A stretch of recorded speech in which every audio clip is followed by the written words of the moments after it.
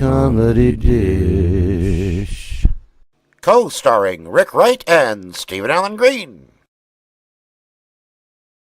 Ta-da. Good evening. My name is Rick Wright. Oh, I'm Stephen Allen Green. Wait, that sounds like when you used to do an impression of me. I was about to say, it sounds like you doing an impression of yourself. Hey, that's something we should. Oh, let's add that to the show. The guest has to do an impression of themselves. Yeah, I think that's hilarious. Okay, well, it's in. You love it. I love it. And by the way, our segment "You've Been Hacked" turns out, ironically, because this is a segment about comedians who consciously or subconsciously steal material, or comedians who have had material stolen from them. And so I thought, oh, I know. You've been hacked, because I kept seeing that notification on Facebook where, someone, don't accept messages from me. You've been hacked, or I've been hacked. So I thought You've Been Hacked would be great. And then we had Rich Scheidner on the show, and he told me or reminded me, because I did read one of his books, that he used that phrase. So I trust him. He's got integrity like nobody. So we're going to change the name of You've Been Hacked. Maybe we'll make a vote on it, Rick. What do you think? Yeah. Do we have some prospective titles for? Did you have some in mind? Yeah, I had a couple. I mean, so you and I were going back and forth messaging last night, I think, or the other night. Basically, You've Been Mencia'd. Oh yes, I do remember that.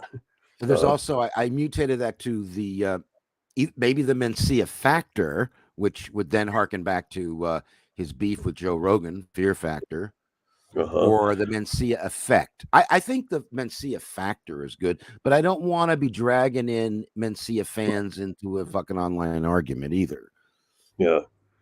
What do you think? Yeah. Well, I actually wouldn't worry about it, because Carlos has lost so much of his credibility. I mean, to where even his Wikipedia entry has a whole section devoted to, his propensity to steal other people's material. So, it has ruined him. Yeah, but I'm more concerned that he's going to steal the show idea. No, I'm not. That was a joke. Yeah, no, I hear you on that. But my experience with not attacking, but standing up to people in public, these, through the early days of the internet. By the way, isn't that fantastic? It's like the 1920s. Is that there's always going to be a crazy fan. I dealt a lot of this with a certain Hollywood legend I brought to London in 2002. I'm not going to name the name, but I was I wouldn't say stalked, but cyber stalked and threatened and insulted, all because I was just telling everybody what happened. So I don't know if I want to, ensnarl. Yeah, because back then you were actually using the guy's name, the Hollywood legend, right? In all your publicity and stuff. So. Yeah. I mean, I was like spreading it around like Johnny Apple syphilis, But anyway, so let's think of a name. You've Been Hacked. I'd like something generic, rather than something that's going to distract or galvanize. Yes, I'd like an ice cream cone, something that would not distract or galvanize. Thank you very much. So, how's London? Yeah, it's nice. We're starting to feel a little bit of springtime for a change. I actually met up with Maggie for a walk, and I didn't have a jacket on, and I didn't feel uncomfortable the whole time. So wow. So I miss London. I miss London. Yeah. So go on. So and you're doing your pub quizzes and. Yeah, had some. Had a pretty busy quiz last night. Had about 35 players. It's it's been in the 20s for most of the last month or so, but a little bit of a surge. Had some new teams, and I always do a music round where I pick a specific artist and do 4 of their songs. First line, first verse in most cases, but there's a couple of regulars at the quiz that always say, I think that would sound more interesting if Bob Dylan sang it, or Johnny Cash. One. And and that would prompt you to do it as them. Yeah, I do the song as either Bob Dylan or Johnny Cash singing. Give us one example, then we'll bring in our guest. But give us, can I put you on the spot and ask you to demonstrate? Yeah, well, like when I would do the act in clubs, and I'd get a request for Bob Dylan, I'd always say, "Okay, let's hold that one, and then I'll take the next request," and it might be Britney Spears, and so I go, "Okay, Bob Dylan singing Britney Spears," and I go, "My loneliness is killing me. I must confess, it's you and me, you and me." Yeah, so that was, that, and same thing with Johnny Cash. Although last night I had Bob Dylan as the regular thing because today is Bob Dylan's 82nd birthday.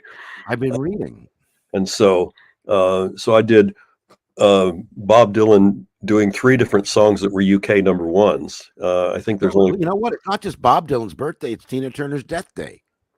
Yeah, it's like they were, Sorry. Bob Dylan saying it's my birthday, and Tina Turner says, "Well, I'm going to upstage you." So. Yeah. All right, listen. Let me tell you, folks, about our guests. And when I say folks, I mean people in America and people in England, our 2 biggest audiences. Mm-hmm. Everyone else can go fuck themselves. Czech Republic hasn't checked in yet. So, ooh, I see they've bounced. They've had an earthquake. Mm-hmm. So our guest, Patrick Mulligan, he did the Comedy Store for 9 years, acted and published 2 books.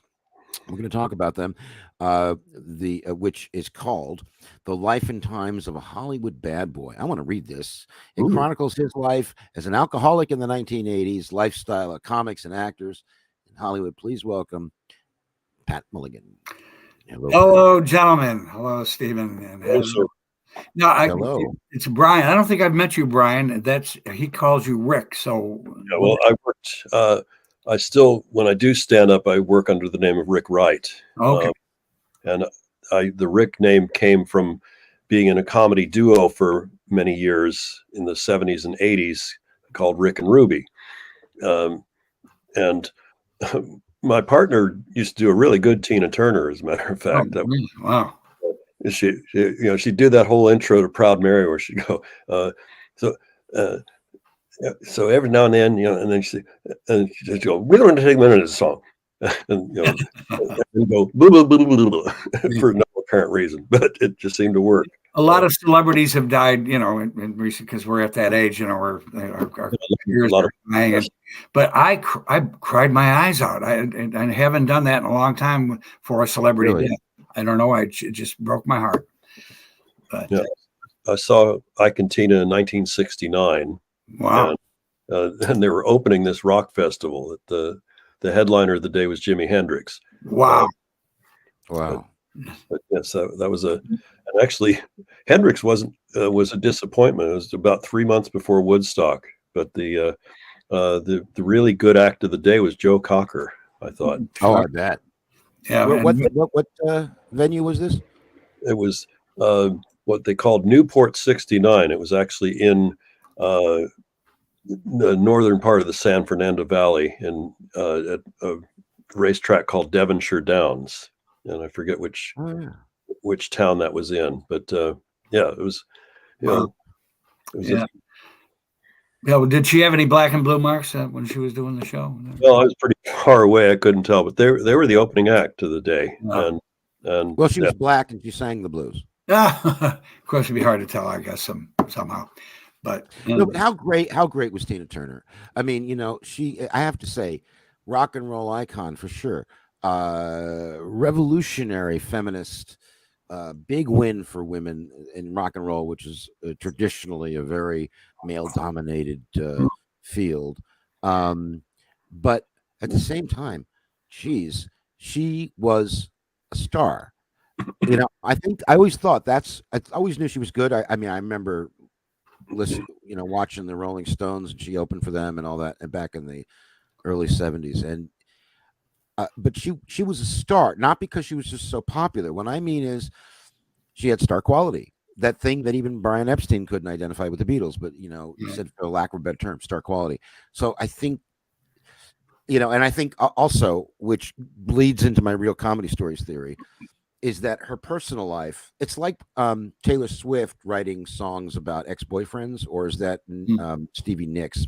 But everyone knows this celebrity is being spanked by this song, but Tina really survived an incredibly abusive. I mean, Ike kidnapped her, basically his own wife, kept her tied up, made her a sex slave, said horrible things to her, and then would go out on stage and sing, and she'd have to bring up this incredible acting mask to hide, and then at the same time she had to reach down into her real soul so it would reflect and emanate out of her voice. I mean, this is an amazing person. Plus, she had to deal with her husband was shagging all the Ikeettes. So shagging, yes. The Ikeettes. Oh my God, how many were there? Well, they there was usually 3 in each configuration, but they came and went. Configuration. The Ike who shagged me. So Pat, what years were you at the store? Because I know we ran into each other, but I don't think we hung out. From 1978 to 1987, I came in from New York, and my audition went well. Mitzi put me on right away, and then the strike came a year and a half later, and I was reduced to a non-paid regular, so I only did it once a week, and I would have to bring in a casting director to get the spot. And the upside of that is I got work, from the casting director. I was fired too. I mean, demoted to that same position. All right. And so what you're saying is with the casting director. So I think in a weird way, I think this is part of Mitzi's madness, of genius of madness, was that she would demote or punish comic, not only because she didn't think they belonged in the primetime lineup, but because I think she knew that particular comic would work harder or use that demotion to better themselves, like you did.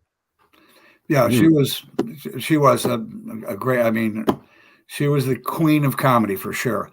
I was a Comedy Store guy. I didn't do well at the Improv. Bud Friedman didn't like me because I did impressions. It was pretty much that was my forte, and he liked him a little more. Like Jimmy Brogan. Who could talk to the audience, or of course Jerry Seinfeld. And I never saw you. I started working there in '85, and continued working there until I came to England. I think last time I actually worked there was New Year's Eve 2002. I think it was, or maybe it was, one of those. But by then I was pretty immersed in England. So, and I remember in 2001, I had it was my first full year of working in England, and I had a girlfriend in Germany, but she was American. So we went over to America together, and she looked at the Comedy Store and said, "You don't belong here." Ouch. Mitzi once said those words to me, actually. I was doing one of my showcases, I think self-perpetuated, because I wanted to, get into the main room or something. And I had already been killing, and I wouldn't have gone to Mitzi or the town coordinator, actually, George Bennett or whoever it was, and say, "Yeah, I'd like to showcase for Mitzi." You sure? It's kind of like Who Wants to Be a Millionaire? I mean, you could be losing your complete status there if she saw you and didn't like you. Well, I have a great Comedy Store story. If please, this is what the show's all about. Yep, it was 1979. Does anybody remember Lenny Schultz? Of course. Yeah. Well, he was, an outrageous prop comedian and funny. And he was on stage. I'm standing in the back, right near Mitzi's table with Mark Finsky. I don't know if you know who that is. Anyway, Lenny comes on. He's doing his shtick, and some black chick in the audience started heckling him. He just went ballistic. He pulled down his sweatpants and whipped out his junk and said, "Suck my fucking cock! Suck my fucking cock!" 200 people in that big room, silence. Mitzi is sitting at her table surrounded by her usual sycophants, one of which was Robin Williams. and she tells Robin, go up on stage and pull Lenny off the stage. Now, reluctantly, wait. Pull? Take him off stage, yeah. And Robin was very reluctant. He didn't want to disobey Mitzi, but he didn't want to pull off a fellow comedian from the stage. But he went up on stage and he interrupted Lenny's act and said, it's time for you to leave the stage now. And he goes, who says? He goes, oh, management. And so Robin kind of leads him off stage. And as they pass Mitzi's table, Lenny goes, what? And Mitzi says, Lenny, did you really have to show him your dick? Legendary. Yep.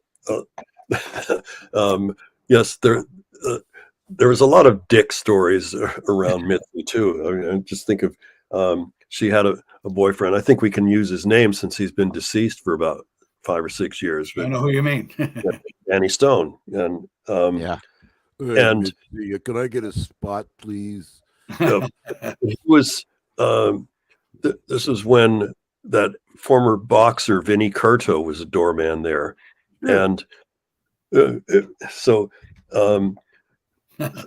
Danny is in New York, and he's estranged from Mitzi, but he's calling her, and Vinny's answering the phones, and he's saying, I want to talk to Mitzi. And Vinny's going, no, she's busy. She can't talk to you. So it goes back and forth. And Danny says something on the lines of, well, I can get you fired because Mitzi loves my big dick. Oh, nice. And Vinny just says, I don't know when, but I just know whenever it is, it might be years from now, but the next time I see you, I'm going to kick your fucking ass. Nice. So, about 3 months later, they encounter each other, and Vinny slaps him a little bit. He gets into, he just retreats, and then Mitzi calls Vinny and says, "What was that all about?" And he said, "Well, he said, about you liking, you're liking his big dick." And she just goes, "Oh, leave the dick out of it." So, well, my story, which I've told before, the only one I could think of that come close to this, is that Mitzi had thrown me across the street at the offices, which also ran the across the street saloon, and I was sat in an office every day, which is really cool, with Biff Maynard and Daily Pike. And we were working on. She wanted to start the Comedy Channel. This was before Comedy Central, and this was something I, was supposed to be brainstorming about. And we also Daily Pike published a pseudo tabloid just for the Comedy Store called The Daily Pike. And it was mimeographed. And so he wrote outrageous stories about everybody, and it was a really cool insight thing. Everybody loved it. So one time, Mitzi vetoed a cover because he had a picture of Paul Mooney on the front, and then he had literally cut out, he went and got gay porn magazines and cut out the thought bubbles and speech bubbles and put them all around, Mooney, and he's saying like, oh, brother, I love it when you fuck me in the ass. Oh, or nice, good publicity. Or suck my dick, white lady, and then I'll suck yours, or whatever it was. So Mitzi has a meeting with Daly and Biff and me, and she goes, "You can't do that. You can't publish." And Biff is going, "But it's free speech, Mitzi." And Daly is saying, "But it's satire, Mitzi. But why can't we do it?" And Mitzi says, "'Cause it's true." I got a great Jerry Seinfeld story, if I may. Bring it on. Now, you remember when Michael Richards got in trouble at the Laugh Factory for using the N-word? He got heckled by some of the black kids in the audience, and he just went off and used the N-word egregiously, and he sort of got blackballed. Well, his good friend Jerry Seinfeld, African-American bald. Yeah, right. Goes on Letterman to kind of get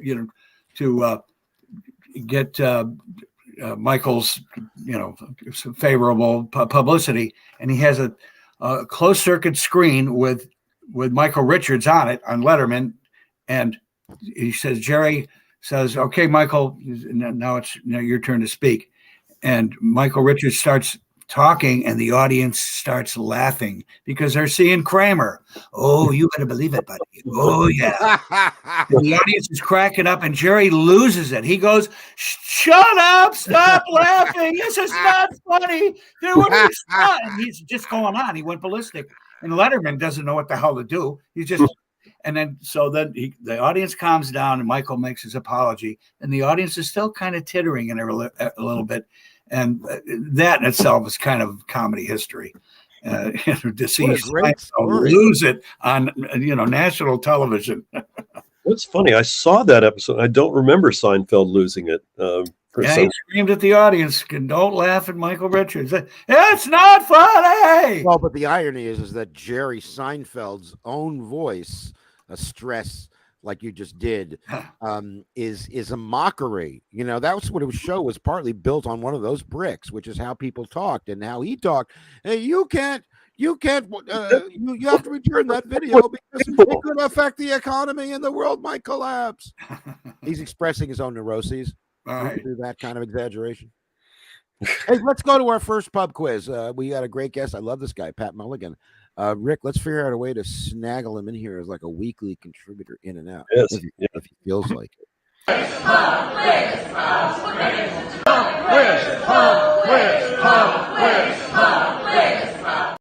Okay, here we are, a pub quiz. The quiz master is Brian Seff, and the competitors are Stephen Allen Green and Pat Mulligan. Each question is worth 1 point. There are 3 questions or 3 points negotiated during each of 3 rounds during the show. And just to clarify, Rick, I think, has developed a tradition that when neither one of us can come up with the answer, it's a wash, and he gives us 2 more chances to gain points for a total of 3 points per round, 3 rounds per game, and the pub quiz is off. Okay. And running. The first question is a cinema question. So, Dial of Destiny, a film to be released on June 30th, is the 5th film featuring what character? Tick tock, tick tock, tick. Hazel, the maid. The maid. No, it's a bigger name than Hazel, but it's had the same actor playing this character. So what's the question? What's the title? Actor's title, or what's the character? Indiana Jones. Indiana Jones is the correct answer. Ding, ding, ding, ding, ding, ding, ding, ding, ding. 1 point to Stephen. All right. World geography. Indiana.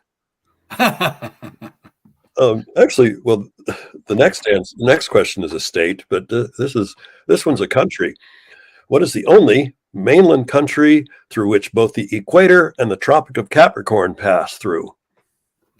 I think I said through twice. Ecuador. Nope, bigger than that. Brazil. So really? 2-0. I knew it was either that or Argentina, right? The bottom. All right, 2-1. Pat, come on.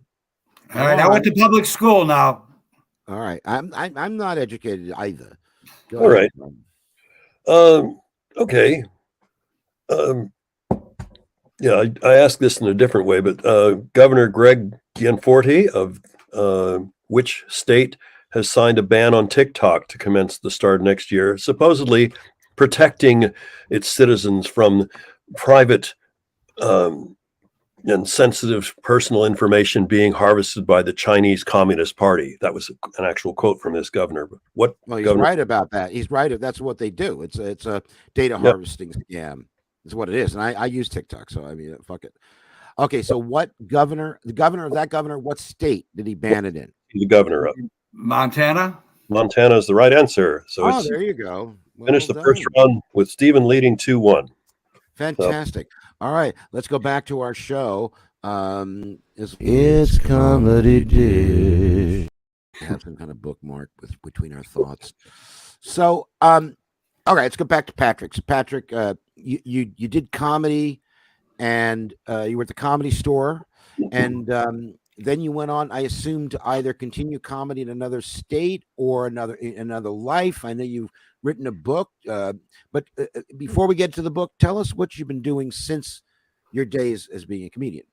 Well, after I left the Comedy Store, then the big earthquake of '94, I had to get out of LA. So I went to Vegas, got a job at Caesars as a waiter, but I was doing stand up too. And my forte was kind of like, doing impressions.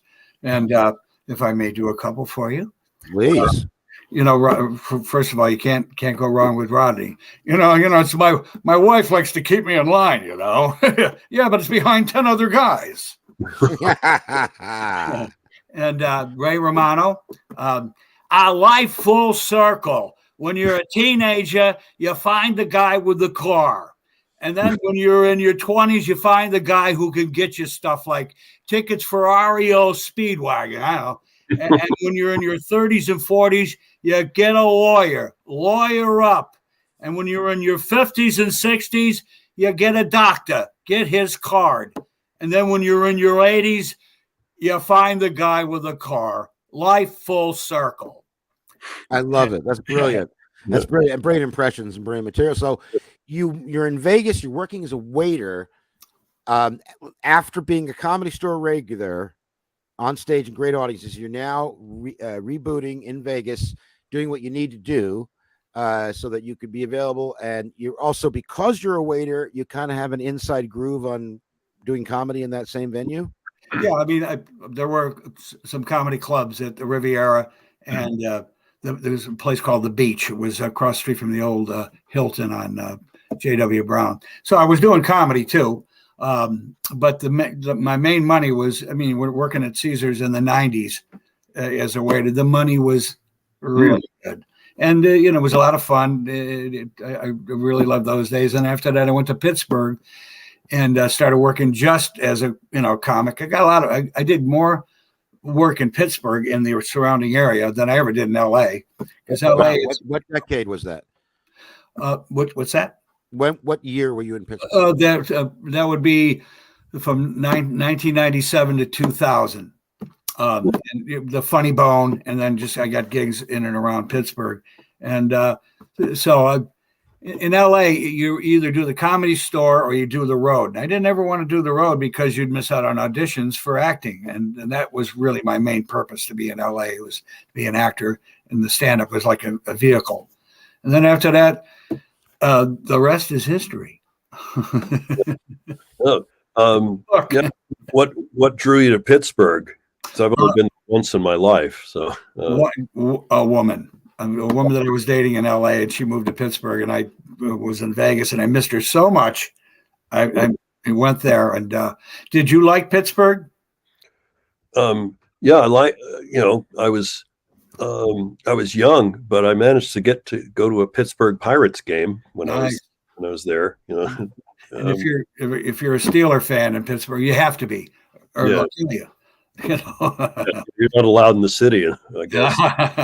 Pittsburgh's a great town. It's got a lot of great restaurants. It's got hills, bridges, rivers, good sports. There's a lot to do in Pittsburgh. I like. Why? Okay, so I think maybe I passed through Pittsburgh once as an adult, and definitely as an infant. But why does Pittsburgh has been the butt of jokes for comedians for decades, and why is that? Like, hey, son. Hey, guy's got everything going for him, except he was from Pittsburgh. Right. What the hell is that? Well, Pittsburgh, in the old days was known as a, blue collar steel town. And it's since in the last, 20, 30 years become a white collar. What's wrong with that? The word Pitts is in the name too. So there's, it's a lead in. Yeah. I think that Pittsburgh its present reputation is much better than it was. And so you probably don't hear too many jokes about Pittsburgh now, I think. Right. But it's all what people think of. Like, Rick, before I can just say, it's like Barry Levinson, through movies like Diner, he romanticized Baltimore, made you want to go to Baltimore in spite of Baltimore having a very, very high. Yeah, right. Rick, you were going to say, I'm sorry. Well, what I was going to say, it's funny you bring up Baltimore, because I remember big baseball star of the 70s, Reggie Jackson. He spent a year playing for the Baltimore Orioles, and he said, I have no problem with Baltimore except that it's in Baltimore. All right, bring it into the show. This is your book, which I'm telling you, I'm going to enlarge the picture here. I definitely want to read this. It looks great. You can't. By the way, you can judge a book by its cover. Look at that. So tell us about this book. Well, it's autobiographical, of course, and the crux of my life, the most interesting part of my life, was being in showbiz, making it as an actor, the foibles, et cetera, and then doing the Comedy Store, and a lot of Comedy Store stories, because I knew Sam Kinison very well. Robin, I knew him well enough. We partied a little bit before he made it big, friendly with Jerry Seinfeld, and as a comic, as you know, Stephen. Just being there, somebody would pop in, some big star comic would pop in at any time. One time, Richard Pryor was on stage, and Robin came on stage, started spritzing with him, prodding with him, and Robin was running rings around Richard. And Richard said, "Get this motherfucker off stage, man!" Another time, there was I can't remember who the comic was. There was a comic on stage, and Stephen Stills was on piano for some reason. In walks Mick Jagger, comes in and in the original room, goes on stage and starts singing, and then Richard Belzer comes up on stage with Mick Jagger, and because Belzer did a fairly decent impression of him, and he got these two guys up there doing wow. Jagger, and fucking Stephen Stills is on piano. I mean, come on, where else can you see that? Just the wonderful stories. The main room, I love the main room is the best. Oh yeah. I was in an improv group there when Mitzi first started using improv groups in 1978. Actually, our group called Tap City was the first, I must say, just start that trend, and it would be potluck on Monday nights. Robin and all the greats would be improving, and it was just wonderful. Yeah. Let me go on, Rick. I was going to tell a little the anecdote that you might have been in the audience for. It was probably a weekend night in the main room, and Robin was on, and Richard Pryor was in the audience, and it was just after he'd had his where he caught on fire. So but he was recovered enough that he was going in public again, and the audience noticed, hey, Pryor's in the audience, and they started chanting, for Pryor to go up and jam with Robin. So the two of them, he goes up, and the two of them are playing around, and then Richard Belzer joins them on stage. Wow.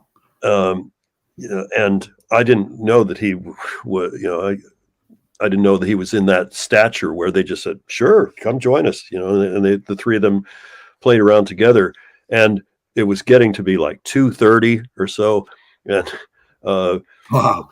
And they couldn't sell any more drinks, but the audience was sticking around anyway, and that's when Ollie Joe Prater came up with the way to get him off stage. Was he came out naked with his dick between his legs. No. Oh wow. And apparently, go on. Backstage, he was saying to some of the other comics, "I think it's time to do Toady," which meant his impression of Toady Fields, where he would, God, and where she'd had a leg amputated, and so Ollie would prance around. He'd do this at La Jolla in the condo, and dance around naked with his dick between his legs, and one of his legs bent, so it looks like he's on one leg. So wow. He said, "It's time to do Toady." That's a feat in itself. My God. Wow. So, one leg, would your dick tuck between your legs? Yeah, I was trying to, Patrick, I agree with you here. I mean, I'm sure that, I got kind of fat thighs. It's not that difficult for me to do the Silence of the Lambs, if you know what I'm saying. But when you have one leg behind you, wow, what's doing the tucking between the other leg? And he's hopping around on one foot with his So, but yeah, it was easy to. Ollie Joe was so fat, so yes. Surely his girth would have bubbled over as a modesty thing. I'm surprised he had a dick to tuck. Yeah, when he Good point, Pat. When he came out on stage, all he was wearing was his cowboy hat. So,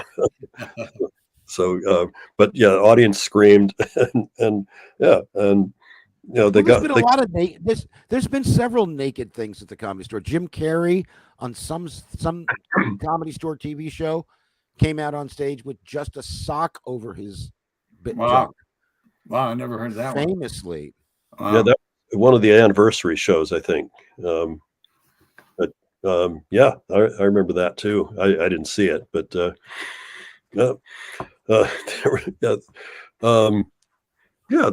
was a good share of nudity at that club. And of course, your era spans a more interesting one because you were there during the strike. I was still in San Francisco when all that was going on.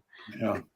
Well, if we got time for another Comedy Store story, Absolutely. Of course we do. The most embarrassing moment in my life at the Comedy Store. We're at the main room. I'm sitting at the far booth table. There's Mitzi's booth, and then the other side of the room, there are booths along that perimeter. And I'm sitting there with Mark Finsky. I don't know if you know who that was, and a guy named Bob Furlong. He wasn't a comic, and he was on Quaaludes. And he was just really fucked up. I auditioned to get on Quaaludes. I never got on Quaaludes. So Brian, the tall gay guy that I can't think of his last name, Brian, he was emceeing, and he was doing improvs with his Monday night group. And he says, I need an object. I need a place. I need an attitude. And I need an occupation. And my friend Bob goes, Mitzi's Coke dealer. The audience goes quiet. Mitzi sends one of his henchmen over, and it wasn't me who said. I hid under the table. I was so fucking scared that I would be associated with this guy that would never work again. And under the table, I think it was I can't remember his name. He goes under and he points like a pointer dog. He's here. And I'm going, and right in front of the whole audience, I'm going, it wasn't me, Mitzi. I didn't do it. It was him. My friend, they escorted him out, and I didn't get spots for a long time. Mitzi's Coke dealer. Thanks a lot, Bob Furlong. Yeah, I got stitched up that way a couple of times. My first week at the Comedy Store in '81, I'm not going to go into it, but it was an incident where me and my girlfriend took my girlfriend to the Comedy Store. And Richard Pryor was on, so the only seats available. And if you're a comic at the Comedy Store, there was a rule that you could sit at any table or any seat as long as it was at the back, and as long as there, it wasn't a sellout that they were losing money. There was just that rule, and we couldn't find anything, and we didn't know the rules, and so there was Mitzi's booth was open. I didn't know it was Mitzi's booth. I didn't know. No one. When they brought me into the Comedy Store, said, by the way, these are the rules, okay? That's Mitzi's booth. Don't work the improv, and make sure you only buy your cocaine from Alan Bursky. Those are the rules of the Comedy Store. So, anyway, so we sat in this booth, and Pryor's on, and then a minute later, one of the stupid doormen, and I mean the stupid ones, not Harris. Oh, he wasn't stupid. Okay. I think it was Dan Barton, this tall, redheaded Texan. He came over no, I'm sorry. I'm jumping the story. First person to come over was Rashawn, who was this African-American bodyguard for Richard Pryor. And then later Arsenio Hall, because when Arsenio bought a joke from me about Sam Kinison and did it on his first show when he got renewed, it was a big watched episode. And Arsenio calls me into Paramount and wants to hire me on staff, and then says to me in the beginning of the meeting, so what's this I hear about you being thrown out of the Comedy Store by Richard Pryor's bodyguards? Wow. That meeting was in '89. That incident happened in '81. And that motherfucker Rashawn, and I don't care where he is, come after me. I got lawyers. Anyway, so this is what I hate about the business, is that something like that could happen. We had no idea. My girlfriend says at the time, and she didn't mean this racially, she meant it very specifically, I don't like you people. She didn't mean black people. She meant these people talking to her rudely while we're trying to watch a show, while her boyfriend's a Comedy Store regular. So anyway, I was grabbed by the arm and thrown up against the wall, hit the piano, ripped my jacket. 3 of these guys, they literally threw me into the parking lot. And then Mitzi called me in for a meeting the next day, and I was like humming, and then I got demoted because of that. Because we didn't know that rule, and it doesn't seem that breaking that particular rule is commensurate with that kind of punishment. If I had no fucking ambition, I would have fucking sued the Comedy Store and Mitzi. But I had ambition, so I thought, if I'm going to sue them, I'm not going to work there. Even this dummy knew that, right? Well, I have an Arsenio story. I don't know how much time we have for these anecdotes. I think this is our show. Let me get this up. Okay, so buy the book. You can find it on Amazon. It's called The Life and Times of a Hollywood Bad Boy. I'm going to read it, and maybe we can do an affordable film rights exchange. But let's talk about that later. Tell us your story. Well, 1984, I went camping, and I did just partied, did acid, booze, and I had a MC in the main room on the Monday. So I come back Monday morning. I'm hungover like crazy. I need something to pep me up. All I had was mushrooms. So I take mushrooms, and I'm on stage, and I'm doing kind of okay, but I'm kind of lost. And now, ladies and gentlemen, bringing to the stage, and I don't know if it was going to be Argus or Arsenio. And I brought up Argus instead. It was supposed to be Arsenio. Argus comes out and does his show. I go back as Argus is on stage doing his act. I go backstage. Arsenio tears me the biggest asshole I've ever been torn. He goes, and he's just screaming and yelling. I mean, and I'm on mushrooms, and I'm like really bumming out. And he's just going up one side of me and down the other. Meanwhile, Mitzi and a bunch of other comics are backstage. They have that little room. She was having a meeting, about doing shows, whatever. And I'm like panicking. I'm looking at Mitzi. I go, help me. And she goes, meaning that Arsenio was all coked up and just, ranting and raving. And so Argus comes back. I go out, and I'm trying to be a true professional. I'm saying, well, now, ladies and gentlemen, please welcome to the stage Arsenio Hall, because I felt like saying, welcome to this piece of shit, cocksucking piece of blah, blah, blah.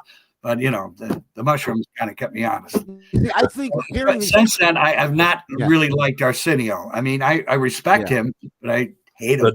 But Harris told me that he had a short fuse, and when he was on coke, he was even worse. He went after someone with a broken beer bottle. I've heard that one. Yep. I think now that we've got this heated mixology of animosity and anger towards into justified ways, I think it's time that we do our new segment, You've Been Hacked. Now, by the way, it was pointed out to me that the You've Been Hacked phrase was coined by last week's guest, Rich Scheidner, good friend of mine, author, respected comedy guy, knows everything about the business and about people. So I promised him that we would come up with another name. I was discussing with Rick various things like you've been Mencia'd, but I don't want to, but I don't want to, get the Mencia crowd. I've had the most annoying, but let's just do the segment. This is a segment where we're talking about material that's been stolen, either indirectly or directly, could also have been stolen, and then they shave down the license plate number and they sell it to someone else. We'll be right back with You've Been Hacked.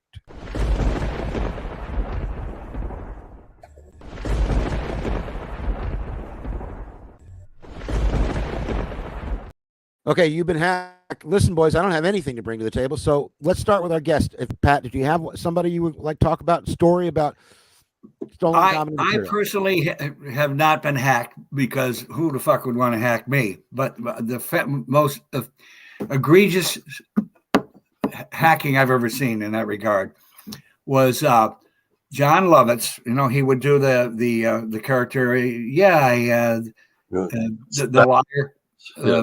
I read it in the paper.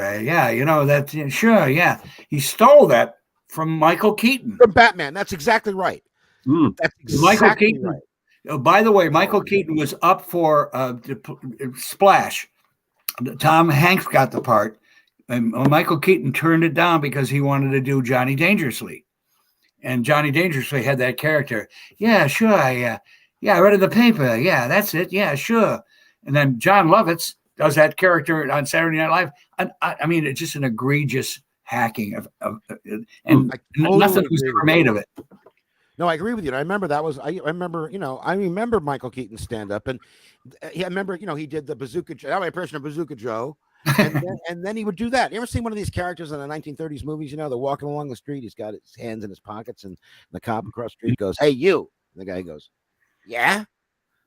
I didn't steal anybody. I didn't steal anything. I didn't kill anybody." And the cop goes, "Well, I didn't say anything about what was done. How did you know about it?" I read it in the paper. Yeah, that's it. I read it in the paper.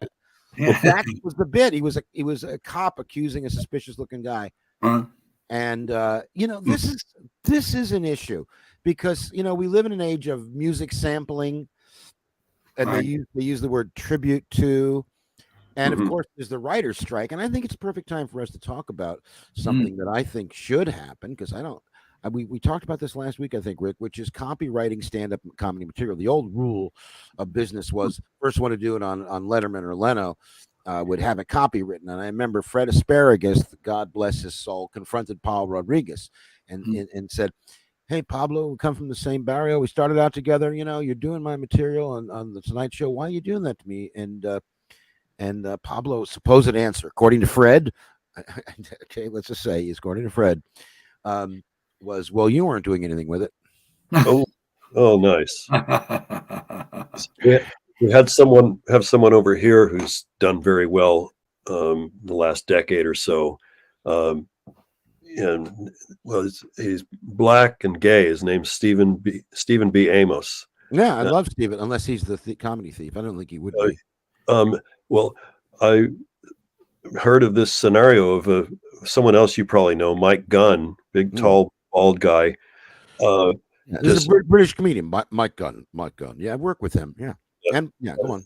So, and they're working at Jongleurs together, and apparently Mike Gunn he's got Stephen in a stranglehold, basically, with this part of his arm pushing against his throat, and pushing him up against a wall, and wow. Going full tilt on exactly what bit he stole, and because he was doing, he did the bit on television. Wow. And so Stephen B. Amos, his nickname became Thievin' Gay Amos. So, which I used to, well, of course, they're like Carlos Mencia. So what is it? See, I mean, I think that there's something about, first of all, I have a theory about this, that it goes back to 1950s and 60s advertising, where they brought in psychologists in Madison Avenue, and they developed and devised methods of advertising that were subliminal. And the most classic one was they did an experiment where they were running movies in cinemas, regular movies in cinemas, and they would put in a frame, in other words, 1/24th of a second of drink Coke, popcorn, and it would make people thirsty. So they'd rush out and buy the expensive drinks.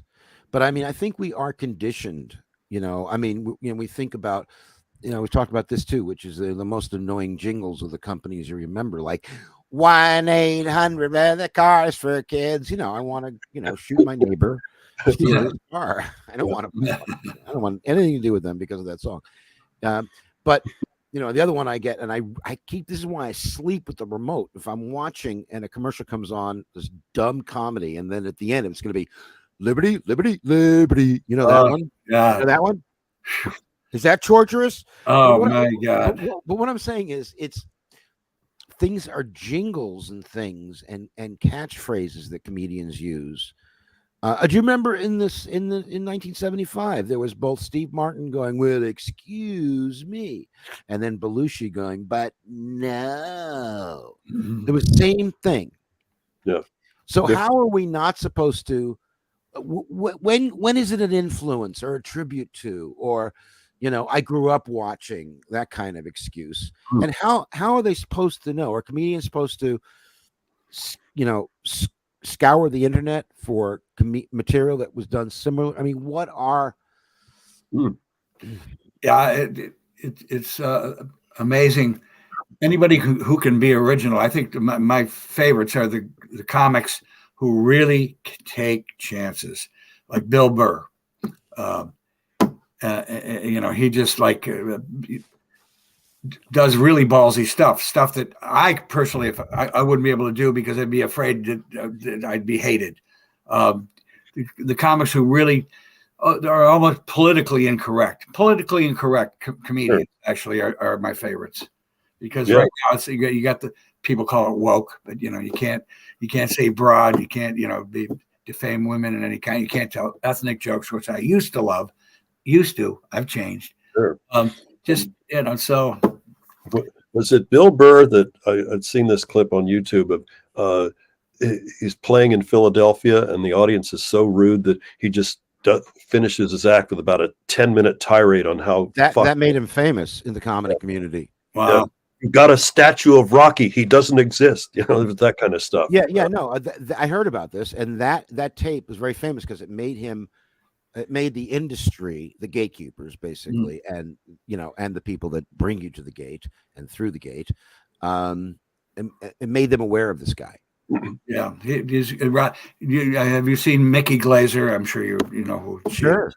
Sure. The dirtiest mouth in the business. She talks about eating pussy and eating asshole, and she gets away with it. And the audience, I mean, I love it. The audience loves it, but like to see some guy, a male comedian, try to do that and get away with it. Yeah. Well, I think there's always. I mean, I think every generation, the comedians that survive and get noticed, are doing sort of a balancing act. They're abiding by the current mores of what's acceptable and what is allowed, but they're also challenging the rules a little bit. But the thing is to challenge them, not to tear down rules. The thing is to challenge them to make it more concise, more precise. I think that's the problem with the woke movement. It's not, I mean, I love the woke movement. I'm behind the woke movement. But I think the problem that the woke movement faces currently is really defining what it actually wants. And I think it's really a complex, a complexity of linguistics, which includes etymology, meaning history of a specific word. So the etymology of words, linguistics, as well as transposing through the barriers of accents and regions and countries and languages to understand. I mean, if I go on a bus, if I take a bus and I sit in the back of the bus and I do that in 1959 and I'm a white guy, then I would be considering mocking the African Americans who had to go to the back of the bus. But if I meant to be in solidarity with them, or wearing a T-shirt, holding a sign saying I'm with these Americans, I'll sit back there with them. That's different than, you know what I'm saying? So I mean, it's like I think this is one of the knock-on effects of Trumpism is that he was so offensive and so ridiculous in his logic and everything that I think just it had a reverberation through every element of society, and that's he emboldened the bad element of society, so that they said, "Well, our president said this, so therefore I can." Totally right, absolutely right. They were all out there all the long time, forever, and Trump came along, was like their cheerleader, and now it's okay to be an asshole. Now it's okay, it's legal. You won't get caught. And he said of the 200 or 300 arrested assholes at the Capitol, he'll pay their legal fees. Anyway, look, I'm getting all worked up about Trump. Let's do our second pub quiz. All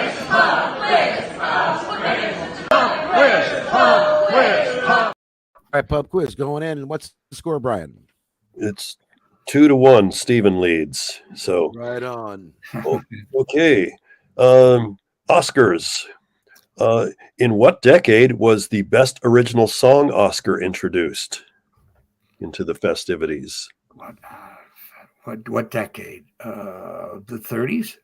It was the 30s, actually, 1934. Wow. First They used to have like 15 nominees until about 1950. Then they narrowed it down to 5. But one of the few Oscars that an Alfred Hitchcock movie got was Best Original Song for Que Sera Sera. Oh, yeah. The Man Who Knew Too Much. Right. I find that interesting. He never won for Best Director. Okay. Really? Wow. I think he was nominated once. Okay, numbers. So this question was guessed by a contestant on Who Wants to Be a Millionaire in UK in the early 2000s, and it turned out he had some plants in the audience that were coughing, but he won the million, and then they took it away from him when they realized, he's got some people that are. But the question was, what is the word for the number 1 followed by 100 zeros? What is the number 1 followed by 100 zeros? Yeah, there is a name for that particular number of 1. Oh, a Google gnome. That's close enough. It's Google. Google. Oh, well, no, that's not close enough. That's not how we play. It's got to be exact. Okay, I'm serious. That's a wash question. You beat me because I had no idea what the hell that was. Yeah. Well, I mean, I don't think that's fair. I mean, I don't think I got it right. Well, take your point away then. I think that's how Google came up with their name, was they were thinking of that particular number, that they spell it different. Anyway, okay, musicals. What Hollywood film star was one of the original backers of the jukebox musical We Will Rock You, which is tribute to, it's using Queen's music. Multi-Oscar winning actor who's still around and still working. Oh, that's a good one. I was going to say Mike Myers. No, older than that. No. He's won the Oscar twice, I think. I can't remember. As an actor? As an actor, yeah. No, Mike Myers didn't win an Oscar. Okay, I'm Steven. I can't. I won't even venture. It's Robert De Niro. Wow. The first name that came to mind, and then I thought, no, it couldn't be. There you go. Wow. That is. This is what I try and do in the pub quizzes: find these questions that the obscure. Nobody could answer. They're hard to answer, but then when you find out that's an interesting sidelight, So all right, so we still got 2 questions ahead of us because it only counts if one of us gets the point. All right, so let's move to this other sheet here. What was Prince's real first name? I used to know this. Yep. Of course, Prince died in 2016, as did so many other people. I'm going to guess and say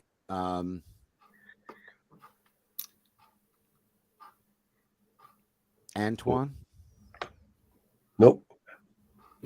Well, it's a trick question. His real first name was Prince. Really?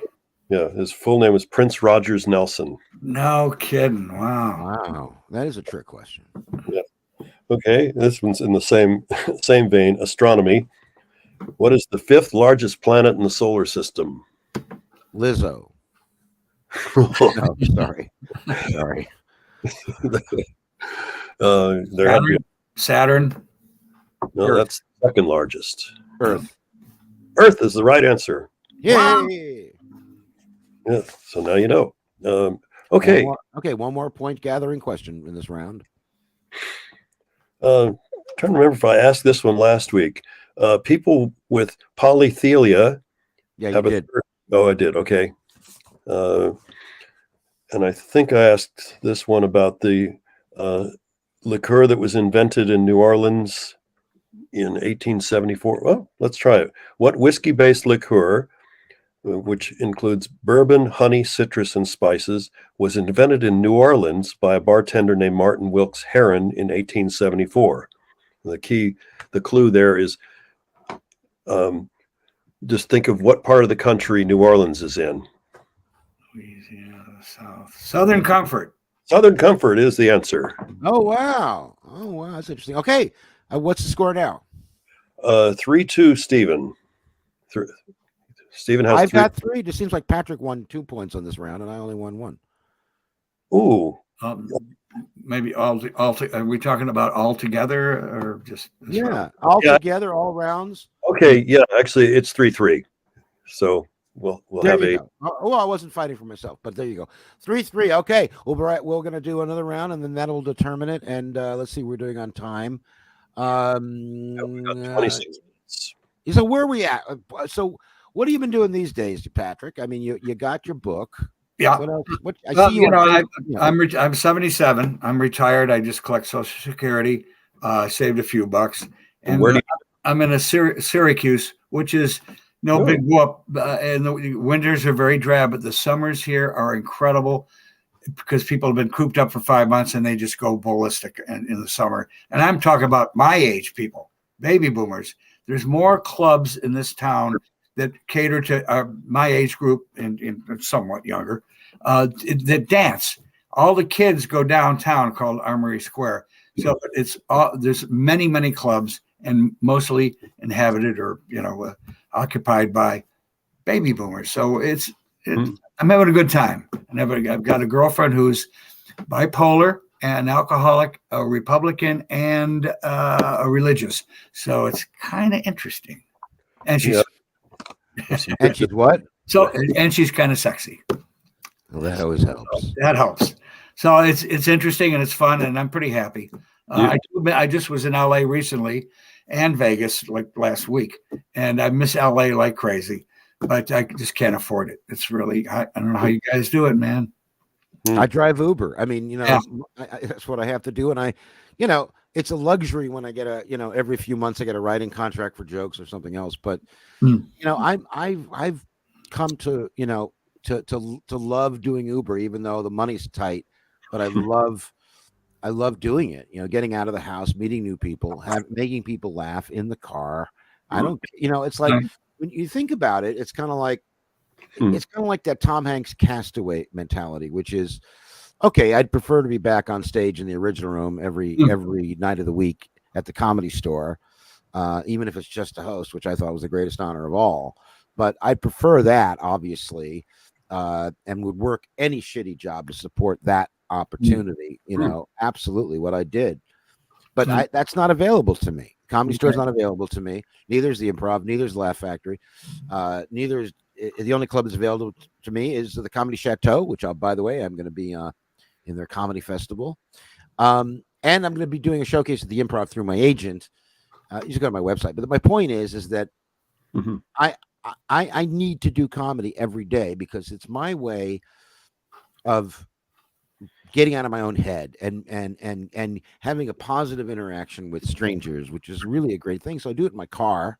And the only thing that's awkward, unless I'm prepared for it, is when the passenger says, "You're really funny. Have you ever thought of doing comedy?"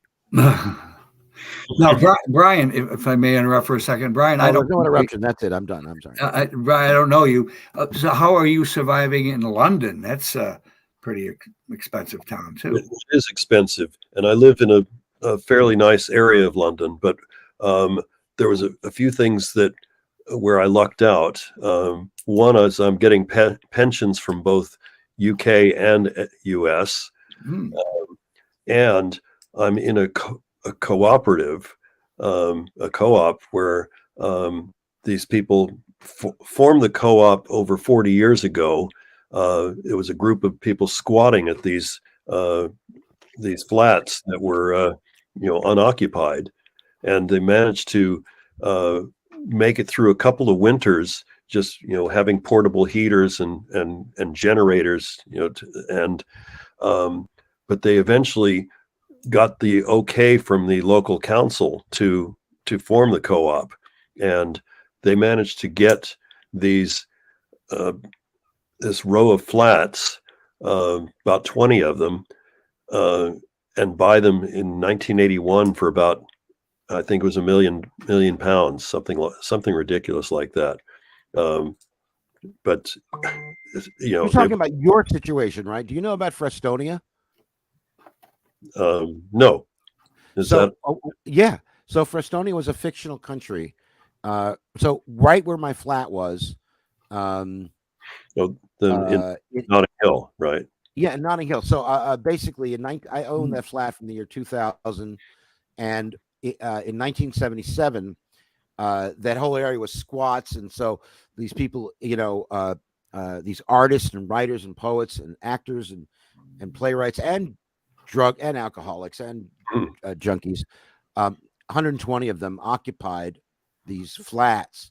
Then the Greater London Council comes in and says you got to move, so they start to pack. But the story gets into I think the headline of the Guardian newspaper, and this intellectual rich kid up in Hampstead named Nicholas Albury reads about it, shows up and convinces them all they need to do is declare independence from the UK. He sends a letter to the UN. It becomes international. And so I don't know what made me think of this other than your story. Yeah, just something formed from a group of squatters, but they made it legitimate to where because they got these buildings so cheap, they were able to keep the rent ridiculously low too. So my current rent, and I'm in a shared accommodation, but we all have our separate sections of this big house. So I've got my own kitchen, my own a shared bathroom, but my own living room, my own bedroom, and I pay £379 a month for that, which currently, with the pound only trading at about $1.25, it means that I'm paying under $500 a month for my space. Now, if they don't, if they screw up the debt ceiling, which is coming up, will that affect England? I think the only way it would affect me is that they might cut the Social Security they send me every month. Oh, yeah, that's to worry.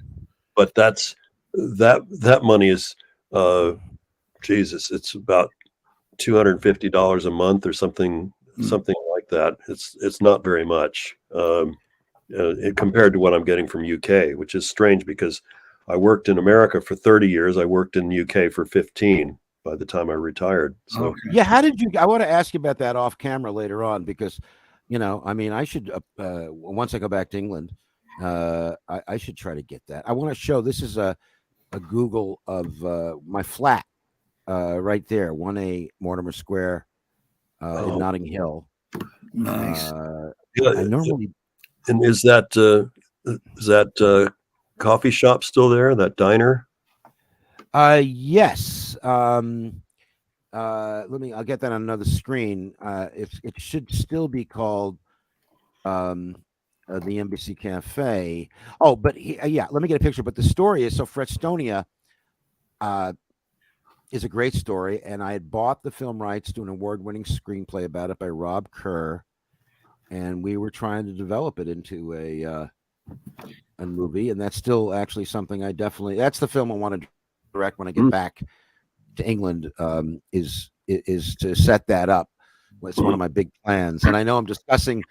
I want to say out there to anybody out there, I am discussing a story about a public domain history thing, but we've got a special script, so it's really about the writing and the idea behind it between me and Thames and Hollow. But let me share this other screen to show you my flat. So this is the Embassy Cafe. My flat was just above it. So, for example, right here in this picture, these are my two front room, or what you call what do you call it?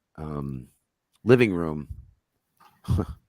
Yeah, living room windows. And then this here, if you can see it, if I can make this bigger, this is really cool. I want to brag about something, which is, when you brag, you're reliving it, and I think that's acceptable. So, can you see where the cursor is here? Can you see that? Yep. Mm-hmm. Yep. Okay. So that's my skylight. So the door to the flat's around the corner here, and then you enter and you're in the kitchen, and there's the bathroom, and then you walk upstairs and you're in the gallery, which is this area here. Then there's a library ladder, and you walk up the library ladder, and there's a loft office. So I would do my writing and everything, and I'd open this window and I'd see the London moon. And this was the kind of breakfast here that you would get downstairs. And It's just great. Just one of those lives that I want to go back to immediately all the time. Full English. Yes. Full English. I'm sitting in one. You sat in there, right? Yeah, I had a full English there one morning. The first time I was actually gigging in London. I think it was November of 2000 when John had got me like a week and a half of gigs, and I just remember they had a radio on, and I'm listening to this tune by Westlife, who were Irish boy band that had about 9 UK number ones and only charted once in America. But I was just thinking, this is the music I'm going to have to get used to. I remember one of the nachas, the Jewish, oh, this feels good that I've done something good for someone.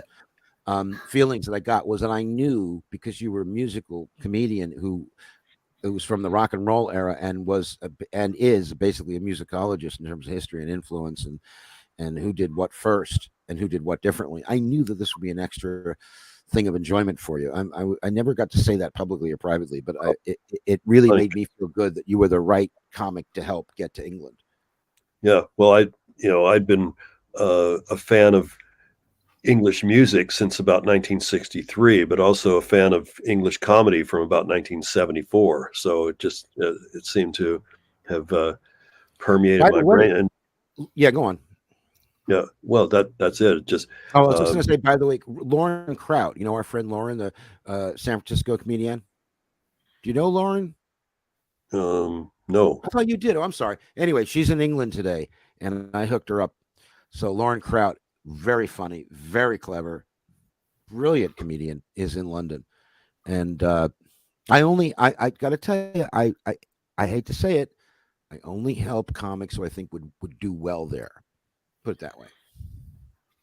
Yeah, the ones I tried to help just were not the right ones. Who'd you try to help? Can you spoil? Is that too private? Oh, it's okay. Brian Holtzman and Stephen Pearl, and Holtzman gave me an absolutely horrible video that showed him doing the same bits over and over. And Brody Stevens was another that I tried to help. What about Pearl? What did Pearl do? I mean, I would have thought Pearl would have done well over there. Yeah, well, Keys just said no. He doesn't slow down enough, and he's and a little too abrasive. And I think okay, fair enough. I mean, Keys, there might have been that bit where he does that whole anti-England thing. And how about the food in England? More elephant mucus testicle pie, please.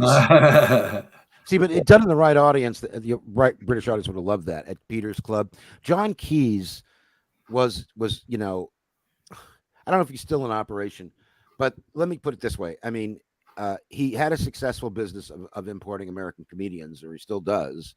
But with rare exception, like you and Dugan, and I'm trying to remember who else that I knew.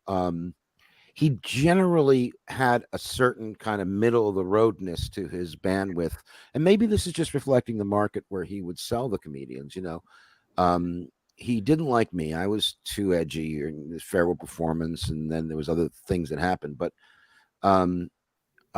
he likes commercial comics, I think, is what it is. Yeah, well, it was easy for him to book them into the Jongleurs and Comedy Store type rooms. Because his job would have been easier. That's exactly right. His job would have been easier because the plug and play comics are easy to book in those corporate clubs. That's right. But if he's managing, you see, if he's not taking money from both ends, and I'm not talking about Keys here, I'm talking about any manager that takes money from both the comedian, their act, and the venue. Now, I'm not saying I know anybody who does that, but if a manager does that, then where's their loyalty? What a manager should be doing is, I mean, I know there's a whole argument about California law about managing, but we're talking about stand-up comics on the road here, is they should be selling to the venue. Yeah, I know you want that regular vanilla guy because he's good and delivers and dependable and easy to work with. But I guarantee you, if you really want to break through with your audience and have people talking about that night, you want to book the other comic. And that's not what Keys does. He does the opposite. The Brits so go on. The Brits are very funny people. Have you gentlemen seen Stan and Ollie? It's on Netflix, I believe. Oh yeah. It was okay. I didn't blow. It wasn't that good of a movie, no. But now this is a dumb question. I always thought that they were American. Are they British or American? Stan Laurel was British. Oliver Hardy was American. Okay, because he always sort of spoke with a sort of a British. That was real. I remember seeing this great. There's a British comedian named Peter Serafinowicz who had a variety sketch show for a while, and he did this Laurel and Hardy bit. I don't know who he was doing it with, but he was playing the Laurel guy, and Laurel does something stupid, and Hardy says, "Remove your hat, please," and Laurel removes his hat, and then Hardy smacks him on the head with his cane, and Laurel just said, "So what the fuck did you do that for?" Oh, I'd love to see that. I'm sure it's still on YouTube, but it's sad, all the people who make it big and then that fall from the heights of their success. That's got to be tough, man. Who are you referring to? Well, all Laurel and Hardy, any big star, Clark Gable, any big star. Did you see Babylon? No. There's a good example of that. Brad Pitt plays a big movie star, and he's a big deal, and he's his decline and the pain.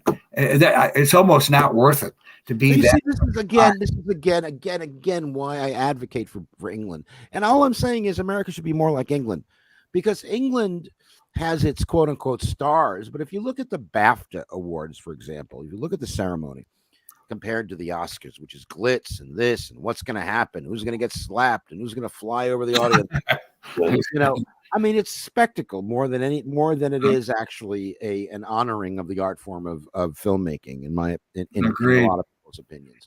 BAFTA is the opposite, and what my point is that what you just said about a star falling from grace, or what happened to Lauren Hardy and what happened to others since. It's not, the problem isn't that that shouldn't happen again to nice people who did nothing or just fell out of trend, who have careers, and also the audience misses them. The millions of people are hurt by their loss, but it's the fact that the system kind of makes people in this town, meaning Hollywood, where you have to be the best, the brightest, to be even fucking noticed, and that distorts the quality of product, and as well as distorts the audience in training. The audience constantly has to be retrained. And whereas in England, there's no real stars. I mean, there are and there aren't. I mean, if you put Hugh Grant in a film, it's going to sell. If you put Michael McIntyre on this comedy stage, it's going to sell out. There's not that, numerically there's stars, but it's not the same. People sort of settle into where they are. People aren't impressed with, who's a star. It's just who's a nice person, who's got manners and who's got good product. And, I'm ranting because, yes, obviously, if none of this happened in Hollywood, I would be a star. Well, me too. All right, we're going to do one more pub quiz with our special guest. I love this guy, Pat Mulligan. We'll be right back.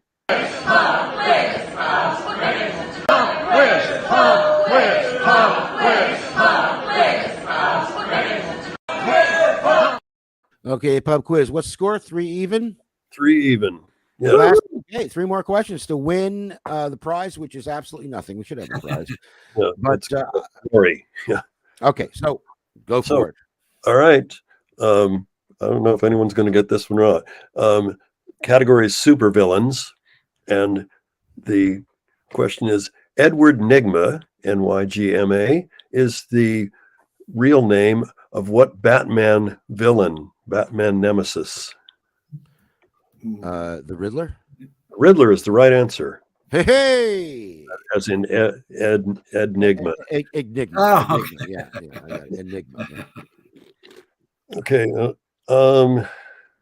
Yeah, I went through all the. Okay. You're out of questions? And who played the Riddler? Yeah, but who plays the Riddler? Good point. Okay. Gary.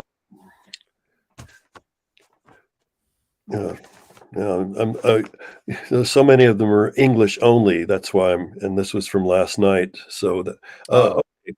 Well, you can throw an English only at us. Maybe you never know. Pat Mulligan, he's got Irish roots right back. All right. Well, let's try this one then. In and around London, they have blue commemorative plaques that say so and so lived here, and whatever the date is. How many years must they be deceased to qualify to be put on a plaque? I'm going to go take a shot here. 10 years. My guess is 50. Well, gee, should we give the answer is 20, and That goes to Pat. That's what I was going to say. Pat was close. Numerically, we can fudge on the exact. I'm the guest after all. And you're the guest. We want the guest to win. Okay, and the final one of the evening. Now it's tied. Or wait, does that? Yeah. Yeah. This is for the match. Okay. For the win and the match. Okay, and right now, okay. Category is gems. Gems. Yes. Okay. So, what gem marks the 40th anniversary of what? Of anything. Wedding anniversary.